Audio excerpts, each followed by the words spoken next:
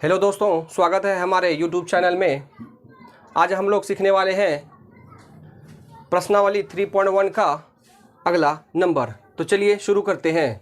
दोस्तों, हमारे पास सेब है और अंगूर है और इसका हमें मूल्य दिया हुआ है कि 2 किलो और 1 किलो सेब खरीदेंगे तो 160 केजी रुपया है, और अगर 1 महीना बाद फिर 4 केजी सेब और 2 केजी अंगूर का मूल्य इसका बदल जाता है। तो इसे हमें व्यक्त करना है ज्यामितीय रूप में, यानी कि ज्यामितीय रूप में निकाल के ग्राफीय विधि में व्यक्त करना है। तो बिना लेट किए शुरू करते हैं। तो सबसे पहले सेब का मूल्य और अंगूर का मूल्य हमें पता नहीं है, तो मानते हैं, माना कि सेब का मूल्य, तो सेब का मूल्य पता नहीं है तो हम 100 रुपया मानेंगे, और अंगूर का मूल्य हमें पता नहीं है तो इसका भी हम y रुपया मानेंगे। अब बढ़ते हैं प्रश्न की ओर। दोस्तों, प्रश्न कह रहा है कि 2 केजी सेब लिया है, तो 2 केजी सेब लिया है तो सेब का मूल्य x है तो 2x हो जाएगा, प्लस अंगूर का 1 केजी लेना है तो 1 केजी ले लिया, अंगूर का मूल्य y केजी है तो y रुपया लिख दिए। दोस्तों, इस दोनों को जब खरीदें तो इसका मूल्य टोटल मिला करके 160 रुपया है, तो हमने 160 रुपया लिख लिया है। इसको देते हैं समीकरण नंबर 1। और अब बढ़ते हैं अगले प्रश्न में। तो लिखेंगे पुनः प्रश्न से। तो जब आगे बढ़ते हैं तो यहाँ पर कहा गया है कि 1 महीना बाद 4 केजी सेब और 2 केजी अंगूर खरीद रहा है। तो 4 केजी सेब खरीदा है तो 4 केजी सेब का मूल्य है x, तो 4x हो गया, और अंगूर 2 केजी लिया है तो 2 लिखेंगे, और अंगूर का मूल्य y है तो 2y हो गया। अब जब दोनों को खरीदते हैं तो इसका मूल्य टोटल 300 रुपया है, तो दोनों को जोड़ के हमारा 300 रुपया होता है। तो दोस्तों, आप देख पा रहे हैं कि ये हमारा हो चुका है। अब इसका नाम देते हैं समीकरण नंबर 2। अब बढ़ते हैं आगे। तो दोस्तों, अब हम समीकरण 1 में जाते हैं। तो लिखेंगे समीकरण 1 में। तो हमारा समीकरण 1 है 2x प्लस 1y बराबर 160। तो दोस्तों, हम समीकरण 1 में या तो x का मान निकालेंगे या तो y का मान निकालेंगे, क्योंकि हमें ग्राफीय विधि में व्यक्त करनी है तो हमें या तो x का मान या तो y का मान निकालनी होगी।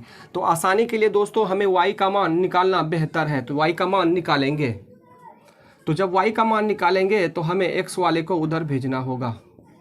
ये प्लस में है तो इधर आते ही माइनस में हो जाता है। दोस्तों, 1 को y के साथ गुना करेंगे तो y ही होता है, यानी लिखना ना लिखना हमारा बराबर हो। तो हम y बराबर इसका मान निकाल लिए हैं। अब बढ़ते हैं समीकरण 2 में। तो समीकरण 2 में लिख लिया है। तो समीकरण 2 हमारा है 4x plus 2y equal to 300। अब दोस्तों, इसमें भी वही करेंगे, y का मान निकालेंगे। x का भी मान निकाल सकते थे, लेकिन आसानी के लिए y का मान निकालेंगे। तो जब 2x को हम रखें तो x वाले को हम उधर भेजेंगे। तो जब ये उधर जाएगा तो प्लस है तो इधर आते ही माइनस हो जाएगा। दोस्तों, सिर्फ y का मान चाहिए तो इसके पास 2 है, इसको भी भेजना होगा। तो y बराबर, तो जैसे इसको भेजते हैं ये गुना में है, इधर आते ही बट्टे में हो जाएगा। तो दोस्तों, हमने दोनों तरफ y का मान निकाल लिया है। अब बढ़ते हैं बॉक्स की ओर।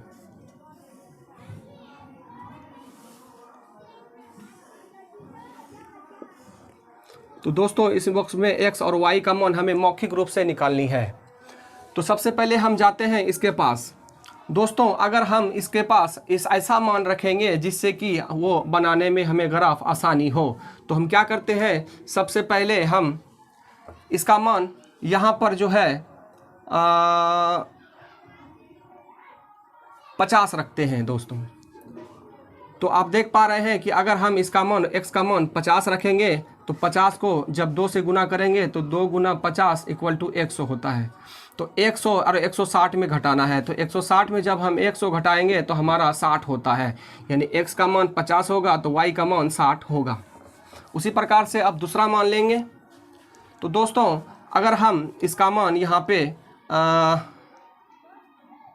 40 लेते हैं तो 160 है, तो अगर x का मान 40 लेंगे तो 40 दूनी 80 होता है, तो अगर 160 में अगर 80 घटाएंगे तो 80 प्राप्त होता है, यानी कि x का मान अगर 40 रखते हैं तो y का मान 80 प्राप्त होता है।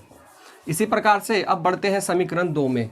सबसे पहले बॉक्स बनाता हूँ, अब बढ़ते हैं अगले बॉक्स की ओर। तो इसमें हम x और y का मान उसी प्रकार से मौखिक निकालेंगे। तो सबसे पहले अगर हम इसका मान देखते हैं 40 लेकर के, तो 300 हमारा है और 4 गुना 40 यानी x का मान 40 रखेंगे तो 300 और इसे गुना करने पर 160 होता है। तो इसे घटाने पर हमारा 140 होता है, 2 से भाग देने पर यह 70 बार में पूरा खा जाएगा। यानी कि अगर हम इसका मान 40 रखते हैं x का मान, तो y का मान हमें 70 प्राप्त होता है। अब बढ़ते हैं आगे। अब इसका मान देखते हैं दोस्तों कितना रखना चाहिए जो ताकि आसानी हो।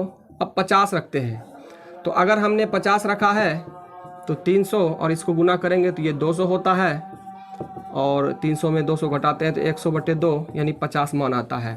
यानी अगर x का मान अगर 50 रखें तो y का मान भी 50 आता है। तो ये बहुत ही सिंपल है दोस्तों। अब बढ़ते हैं दोस्तों ग्राफ की ओर। तो दोस्तों अब हम ग्राफ खींचने वाले हैं। तो सबसे पहले हम इसमें एक खास बात देखते होंगे दोस्तों, इसमें माइनस कोई भी नहीं है। तो हम कोशिश करेंगे कि माइनस को ज़्यादा नहीं लेंगे, प्लस की ओर ज़्यादा लेंगे। तो हमें माइनस की ओर नहीं जाना है। तो माइनस दोस्तों बाईं तरफ होता है, यानी इस तरफ होगा। तो हमने x खींच लिया है, ये माइनस x डैश होता है, और ये दाईं तरफ x होता है जो प्लस होता है।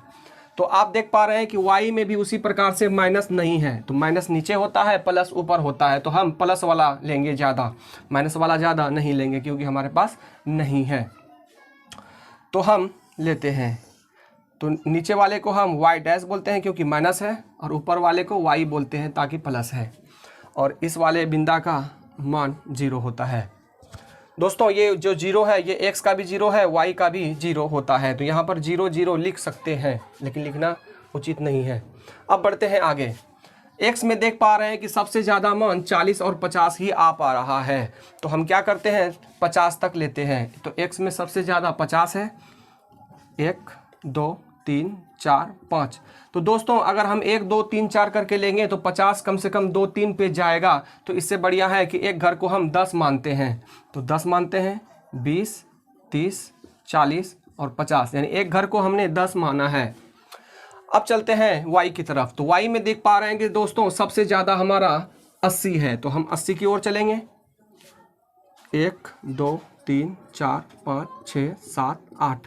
तो दोस्तों अगर एक करके चलेंगे तो कम से कम 8 पेज लेगा। इससे अच्छा है कि हम 10 मान लेते हैं।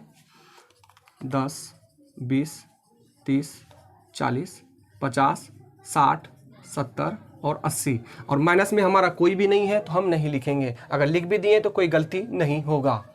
तो दोस्तों सबसे पहले x का मान 50 है, तो x में हम 50 की ओर जाते हैं, और उसके बाद देख पा रहे हैं कि यहाँ हमने 50 तक पहुँच गया है, और y की ओर जो है 60 तक जाना है।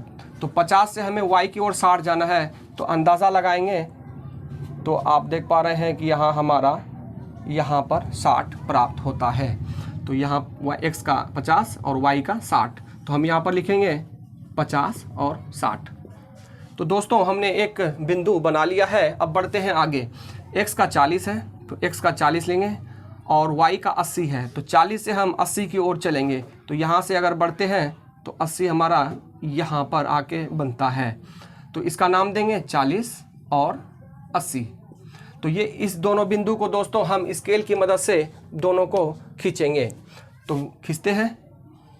तो जैसे ही हमने इन दोनों बिंदुओं को मिलाया है, आप स्केल की मदद से आराम से खींचिएगा। उसके बाद जैसे ही हमने खींच लिया है, अब इसमें जो है हम समीकरण को लिखेंगे। तो हमारा समीकरण है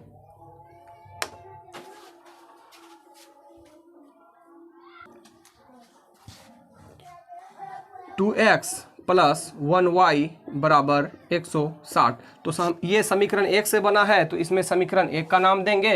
अब बढ़ते हैं अगले बॉक्स की ओर। तो x का मान 40 है, तो हम 40 की ओर गए, और y जो है हमारा 70 है, तो हम यहाँ x में 40 गए और y में 70 जाना है। तो आगे बढ़ते हैं। तो यहाँ पर आप देख पा रहे हैं यहाँ पर आके बनता है। तो हम क्या करते हैं दोस्तों, इसे जो है हमने लिखना है 40 और 70 लिख दिया है। अब क्या करते हैं दोस्तों, 50 वाले x का मान 50 है, y भी 50 है, तो हम x में 50 गए और y में हमारा 50 यहाँ प्राप्त होता है। तो इसका नाम देंगे 50 और 50, क्योंकि x भी 50 है और y भी 50 है। अब ये जो बिंदु दिख रहा है दोस्तों, इस बिंदु भी को हम स्केल की मदद से मिला देंगे। तो क्या करते हैं, इसको हम मिलाते हैं। तो हमने इसे मिला दिया है। तो दोस्तों जैसे ही ये मिल जाता है, अब इसमें हम समीकरण को लिखेंगे। तो ये समीकरण 2 से बना है, तो 2 समीकरण नाम देंगे। हमारा 2 समीकरण था 4x + 2y = 300। तो इसी प्रकार से दोस्तों आपको बनाना है। उम्मीद है दोस्तों आप लोगों को समझ में आया हो। अगर कहीं डाउट लगे तो हमें कमेंट ज़रूर करें, हमारे वीडियो को लाइक करें, शेयर करें और चैनल सब्सक्राइब ज़रूर करें।